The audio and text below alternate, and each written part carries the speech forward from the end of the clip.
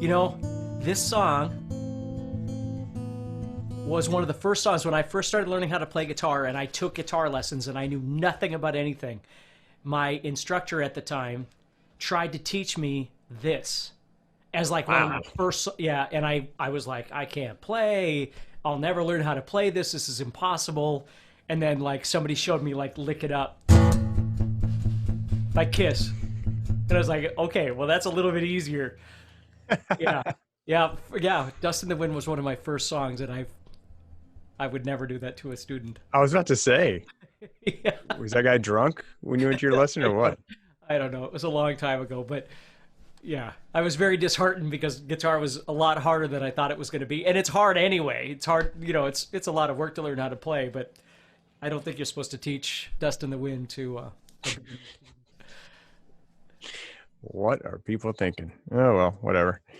Hey guys, thanks for being here. We're doing the acoustic guitar workshop. I am Dan Dinley, founder of GuitarZoom.com. This is my good friend Steve Stine, chief guitarist in residence and teacher extraordinaire and player extraordinaire. Today we're going to be talking about the three. Hold on, we didn't get on the same page before we started here. I'm thinking we're doing the must-know basic finger picking. Yeah. I got three simple ideas to try and show that I always try and show people. If you're new to finger picking, this is a great place to begin. Awesome. So thanks for being here, guys. It means the world to me and Steve that you would take time out of your day to be with us. Make sure that if you want to be notified of when we do these live sessions, that you subscribe to the channel and you hit the old notifications button. That'll make sure you get notified of when we're going live. Also, please note that the recordings will be available for you on the YouTube channel. After it's done its thing here, it goes on the YouTube channel. So it'll be there as a resource. We'll create a playlist of all of these acoustic guitar workshop lessons for you. So you can go through and just go through all of them, which would be kind of fun. And if you want to learn some acoustic guitar tips and tricks, this basic finger picking that Steve's about to show you, and keep watching. If you want to learn it even faster, you can go to guitarzoom.com and check out Steve's new course called Acoustic Guitar by Steve Stine. And it's a big course available for you instantly online.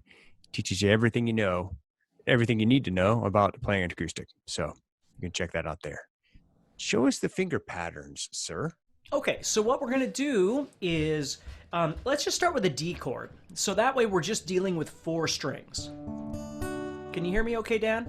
Yeah, sounds great. Okay, perfect. So what we're going to do, the first thing that you need to do when you're learning how to play finger picking is you have to decide which fingers are going to go on which strings. And basically what you wind up with, and again, it's okay to change your mind down the line, but just to kind of get started here, you're either going to use 3 fingers, your thumb, your first, and your second, or you're going to use 4 fingers. Okay, your thumb, your first, your second, and your third. Now, it is possible to use all 5 fingers for sure, like you do in classical music, but oftentimes with what we call folk finger picking, you'll use 3 or 4 fingers. And so let me show you this pattern here, this first pattern, and then you can practice and decide which one feels best to you.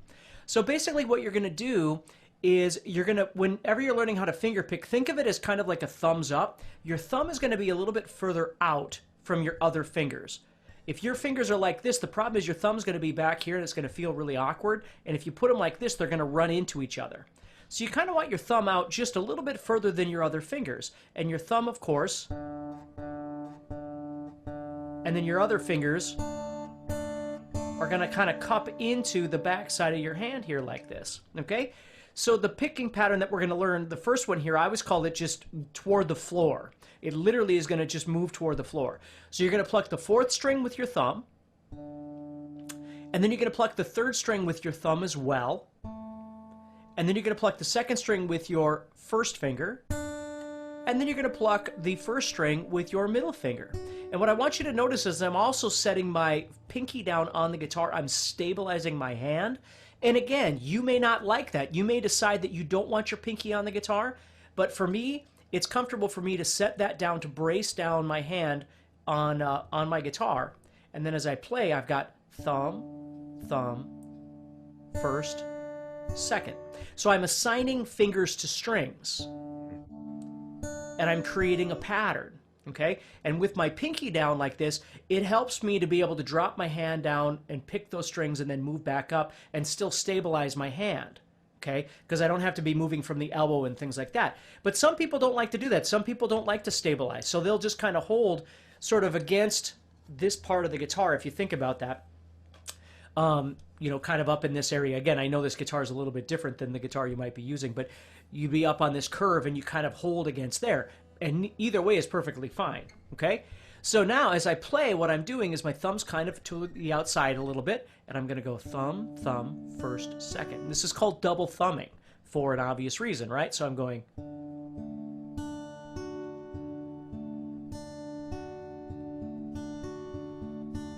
And as you practice, what you want to try and get comfortable with is trying to get the tempo between each pick, each finger pick, to be similar, right? So the timing is there. And the second thing that you want to do is you want to try and focus on the dynamics of each pick. So as you're picking each one of these, one isn't way louder than another one, but they're kind of balanced.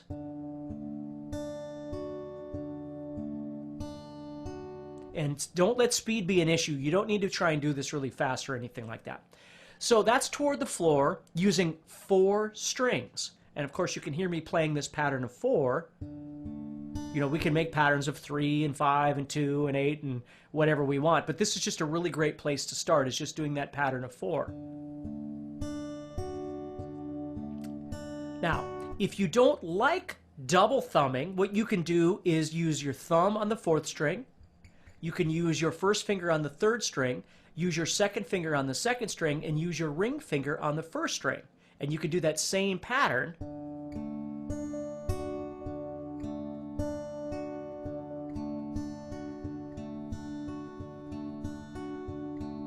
And again, if you don't like the pinky being down, you can lift that up. And you can kind of just move freely. Again, more holding from this part of your guitar, you'd stabilize from here. You know, you don't want to be out here doing nothing and then trying to hold your hand in place. That's really tough to do. I always think it's kind of like, you know, writing with a pencil. You stabilize your hand or your arm by setting your hand down, and then you move from your fingers when you write. Well, Right. yeah, so we have to stabilize somewhere. Either you're stabilizing up in this area or you're stabilizing with your pinky. But that's a great beginner place to start with learning how to fingerpick. And again, don't worry about how fast it is. And don't worry about all the things I just said at the same time. The first thing to do is just get used to where your fingers are supposed to go. As I'm fingerpicking, what you're going to notice is I'm just kind of in the center. I'm not way back here, and I'm not way up here. I'm just kind of in the center here. It's just a perfect little place to be to start learning how to do this. And again, just getting comfortable with being able to pick the right string. You know, when I first started doing this, as many people, you know, you're going... and you're just kind of picking whatever, and the goal is to systematically create a pattern, not only a pattern of strings, but a pattern of fingers, so your fingers know what they're supposed to do. They know what string to pick. Mm-hmm. That's super cool. So that's the first pattern. Then you call that towards the floor. Yeah, just real Cool. simple. I've always just called it toward the floor. And the reason is when terms like up and down for guitar players get confusing, because some people call that up because this string is higher than this string. Some people call that down because it's down toward the floor. So I just call it toward the floor. So you're literally, Okay. your movements are rolling toward the floor. You know, whatever it is you'd be doing.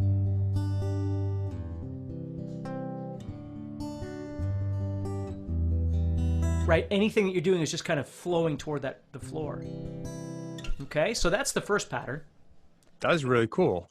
Now, wait a second. Before we go to the second one, I want you to walk us through what you just did, because that sounded too cool. And you were playing the 6th string and the 5th string as well. Are you still using Well, that double thumb technique? yeah, well, and again, it depends. It depends on what's comfortable for you. But obviously, the rules are going to change as you start adding more strings. Like if you go to a C chord, now you've got 5 strings. Well, Okay. you're not always going to play 5 strings. You might still be playing a pattern of 4. You're just choosing 4 strings out of there. Right? But again, that gets a little more involved. And if I go to a G chord, well, now I have 6 strings. It doesn't mean that I'm required by law to pick all 6 of those strings. I might choose only 4 of those, or only 3 of those, or 5 of those, or whatever it might be as I'm playing. But again, I wouldn't worry about those until you learn how to play 4, because the more options you give yourself, sometimes the more confusing it becomes unless you're ready for that. But an easy, if you really do want to practice that, obviously an easy way to do that is to just try and stay with a pattern of 4 each time. But I mean, if you go to a G chord, now what do you do? Do you do 6th string, third, 4th, 3rd, and 2nd, or 3rd, 2nd, and 1st? And then you've got distance between those. So again, this is why, to begin with, what I would do is I would just stay with a D chord, just 4 strings, and develop the actual idea before you start getting creative with it. Got it. Cool. All right, so that's the 4-note double thumbing technique. Is just towards the floor. Really, really simple. Well, 4 notes. it could be double thumbing, but it doesn't have to be. Like I just showed you, Oh, you that's can right. do it with the other fingers too. It's just whatever's most comfortable. But 4 strings is because we're creating a pattern of 4, and that way we're dealing with either 4 fingers or 3 fingers with a double thumb, which is a very common thing for people to do. Yeah, super cool. That's very cool, man. All right, so where do we go from here? Okay, so the next pattern we're going to do is toward the ceiling. Okay, so we're going to move toward the ceiling. The difference here, though, is, and it's just going to use the D chord again, same example. Okay, but the difference here is I'm still going to start with my bass note. I'm still going to start with the D. So it still gives the pattern a sense of a downbeat. So I'm going to play that 4th string first. And then what I'm going to do is head over to the 1st string, the 2nd string, and the 3rd string. And I'm going to play them in a sequence that moves toward the ceiling. So I have 1,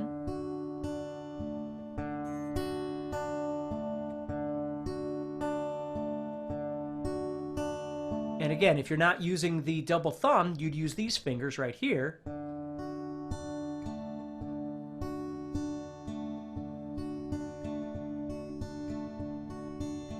And you'd move that way.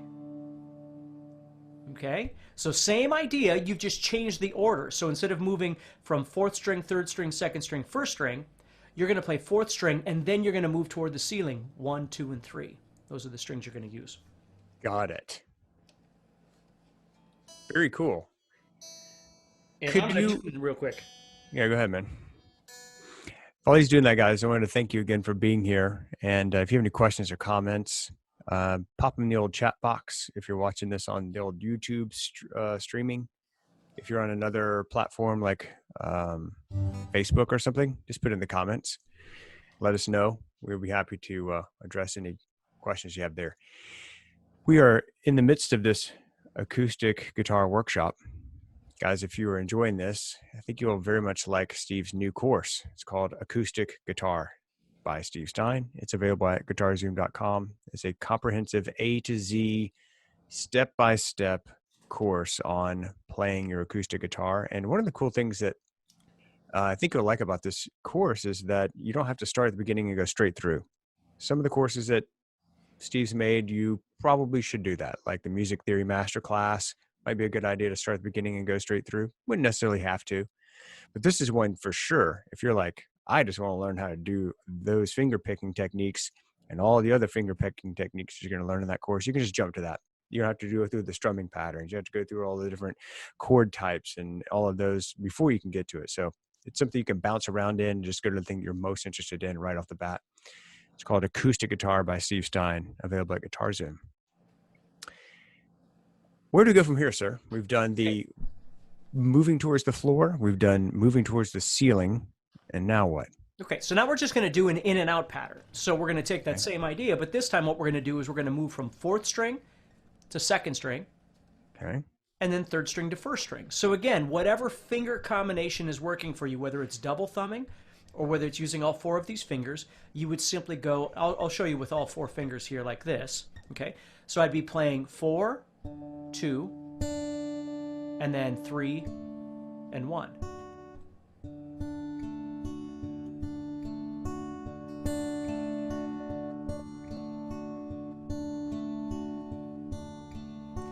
Okay, and if you're doing it in the double thumb style, your thumb would cover 4 and 3, and then your first finger would be on the 2nd string, and your middle finger would be on the 1st string. So I'm obeying whatever it is. I'm going to use the same fingers on each string every time.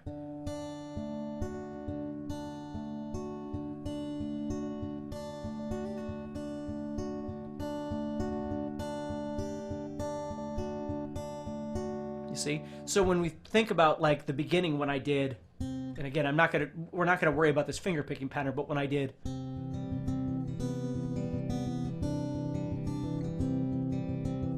okay, songs like that are based off a pattern.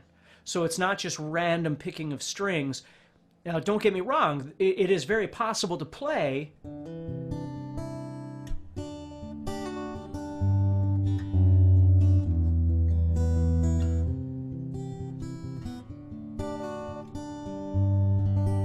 okay, with random picking. But oftentimes songs will have a structured pattern that they'll use when they're picking, and that's what gives it kind of its consistency. So the pattern that is happening in Dust in the Wind is different than the three that I'm showing you right now. It's a little more involved, but it's still a repetitive pattern. Fingers would go on certain strings. The strings would be plucked in a certain order. Got it. So cool, man. Can you play something for us? I just love listening to you play. Like just using this finger picking. You don't have to worry about this at 1, 2, and 3. I'm just what I really like to do is give people an idea of how you can take finger picking to, like, if you learn these 3 basic patterns, and then there's this whole other level with, because there's the pattern, right, with the right hand, and then there's chords on the left hand, and then there's chord progressions, and then how it all comes together to make music. That's what I'm just like jonesing to hear. Well, if you took something like, let's say we took a D chord, right? And then what we would do with that D, for instance, what I would do is I would add some embellishments. Like I would add what's called a sus2 and a sus4.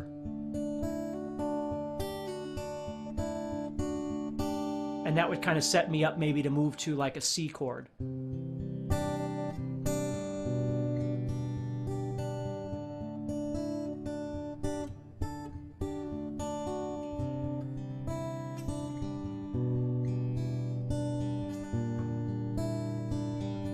And you can hear how sometimes what I'll do is I'll start playing a little bit and I'll develop a melody more than the finger picking pattern. And so like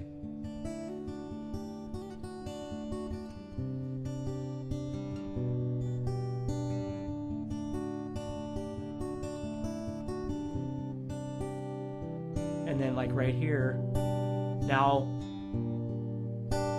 all of a sudden I create a theme. Like I've got a theme or a motif, if you will, of a picking idea that I move into that kind of brings that together at the end and then sets me up to start all over again.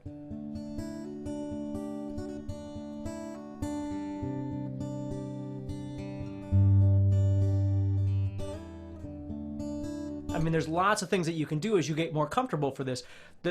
Get more comfortable with this, I should say. The trick is what kind of finger picking, because there's so many different finger picking styles.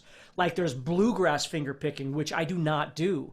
You know, one of my favorite guitar players on the planet is a guy by the name of Tommy Emmanuel. He's an incredible acoustic guitar player, and I just love the way he plays.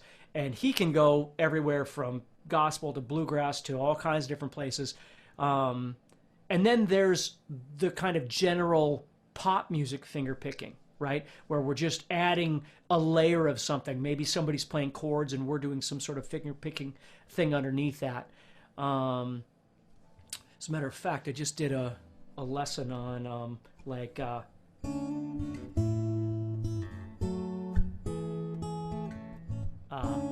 there it is. Right? If you've heard that before, it's Fast Car by Tracy Chapman.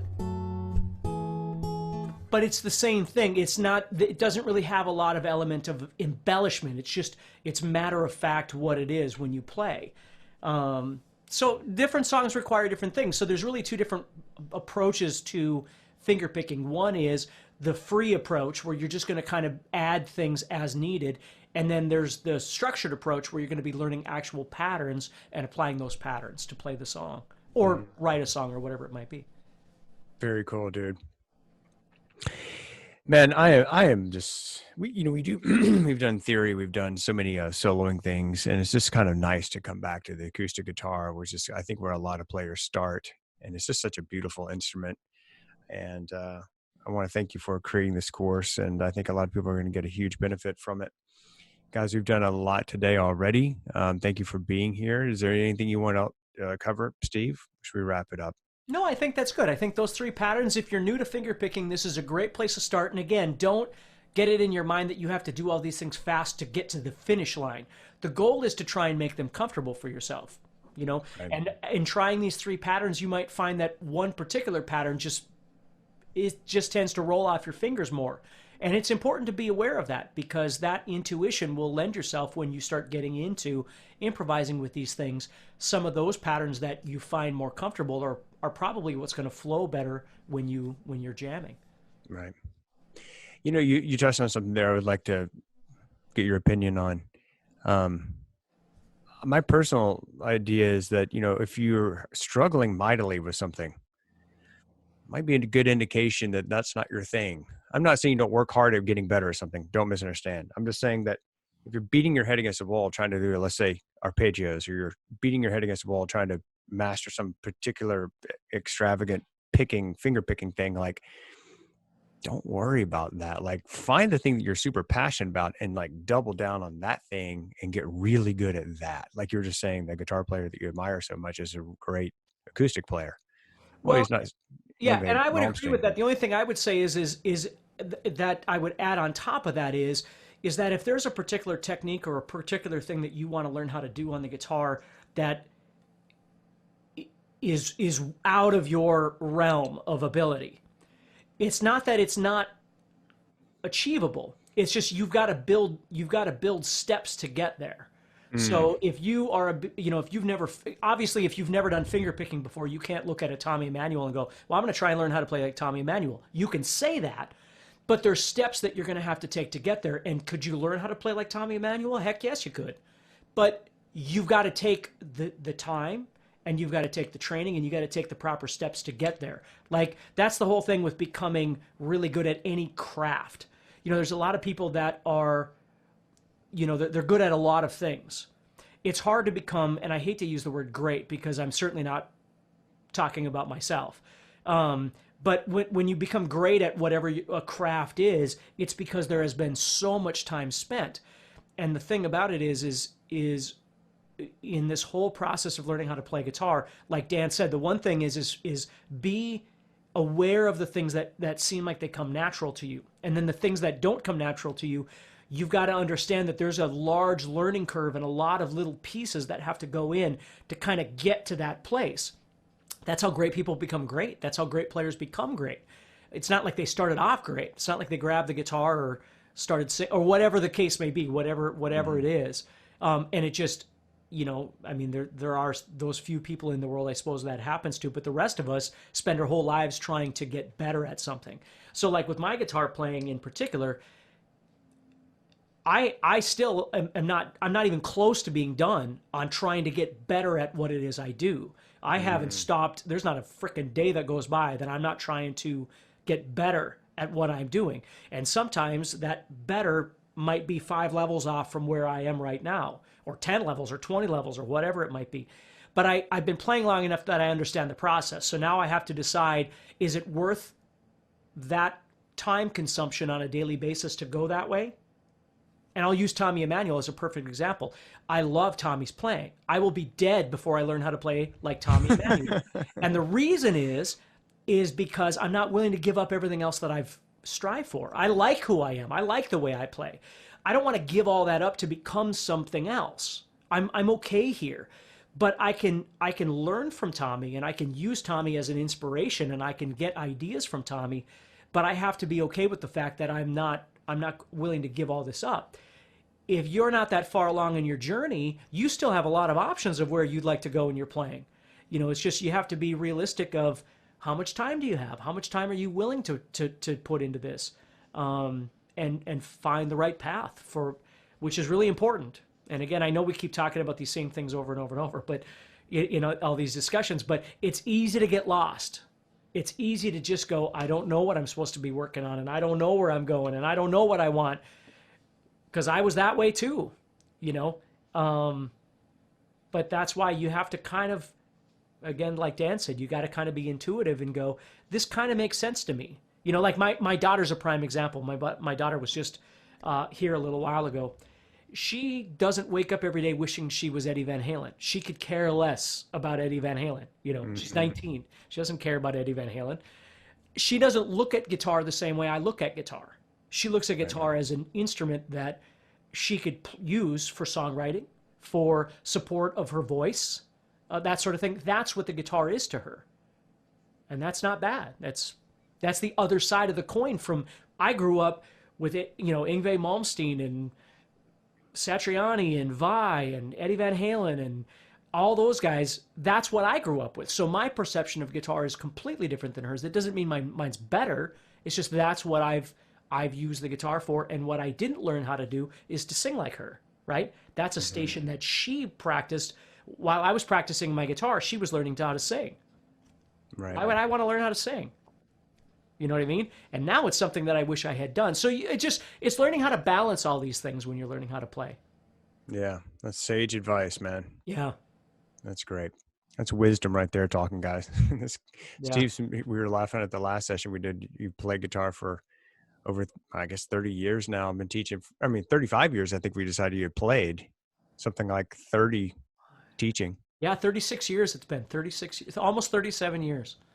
37 years. And, you know, guys, let that just wash over you for a second. And one of the things I hear people say is like, well, I'm not that talented, or I'm no good at this. And the first thing out of my mouth is like, well, how hard have you worked at getting better? You know, how much time and resources and energy have you put into it? And Steve mentioned in the last session that we did that he was at a certain point in his life. Well, first of all, he said that he's practicing 2 hours a day, even now, minimum, Yeah, right? for sure. And at the height of your kind of guitar learning, or in the early days, you were practicing 5, 6, 7, 8 hours in a day, Oh, yeah. right? If you go and read Slash, like I always laugh out loud when I hear people, literally laugh out loud when people are like, oh, Slash is so talented. And yes, he is. Now go read his practice pattern or his practice routine that he had. It was at a certain point he was practicing 8 hours a day. And I remember reading about Eddie Van Halen. His brother said that he would come home and see him sitting on the side of the bed, and then his brother would be like, okay, I'm going to go out for the night. Do you want to go with me? And he would say, no, I'm just going to stay here and practice guitar. His brother would leave, go party, and come in, and Eddie would still be sitting there on the bed. And when he got back, you know, Right. at the end of the night, it's Well, like, and then you look at the flip side of that. You look at like a Bob Dylan, right? So Bob Dylan didn't practice 8 hours a day, but what Bob Dylan did do, or a Tom Petty, what they did do is create a craft of multi-talents, and guitar right, happened to be one of those elements. So when I was a kid, that wasn't even an option. Like, just, you know, you had to, well, I'm a type A kind of human anyway, but so practicing, you know, the more you practice, you had to practice more than everybody else. That's kind of the mentality. But as I got older, I started realizing that music isn't just about a guitar player. Music isn't just about how fast you can play. Music isn't just about scales. It was for me for a long time. But music is about a lot of things. I mean, there's a lot of things that go into it. So you might be the kind of player the kind of musician, if you will, that wants to be more of a singer-songwriter like a Tom Petty or something like that. And again, that's the whole point is if that's who you really are, as Dan had said earlier, you want to be aware of that, because then you know what you don't need, right? At least at this yeah, point in your life, like sitting there practicing arpeggios isn't probably something you need if Tom Petty is more of what you're looking for. But you know what? 5 years from now, you might decide that you're on a completely different journey and now you need something else, and we're humans, man. We have a right to do that at any point in time. We can shift gears anytime we want. But it's just important for people to understand that Dan and I grew up in a time with the guitar hero, right? Where we came out of the 70s with the Jimmy Pages and the Jimi Hendrixes and the Eric Claptons and all that kind of stuff. Music hasn't always been just about guitar solos. Music has been about a lot of things. And now we're in a really great place in terms of music again.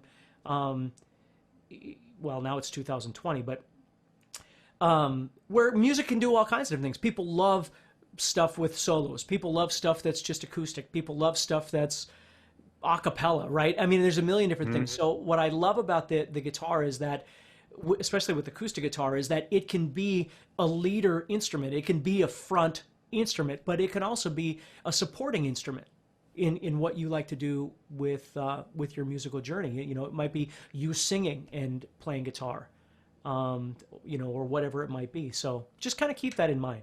Yeah. I love it, Steve. Thanks, man. Thanks for being here, and thank all of you guys for being here. This has been a really cool session.